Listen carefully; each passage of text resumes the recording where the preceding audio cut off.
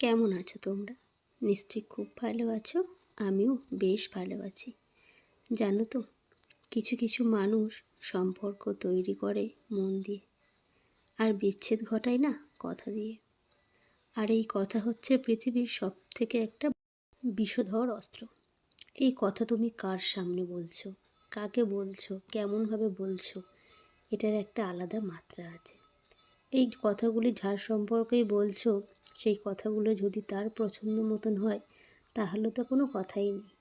আর সেই কথাগুলো যদি তার পছন্দ মতন তুমি না বলতে পারো, এর থেকে খারাপ কথা আর কিছু নেই।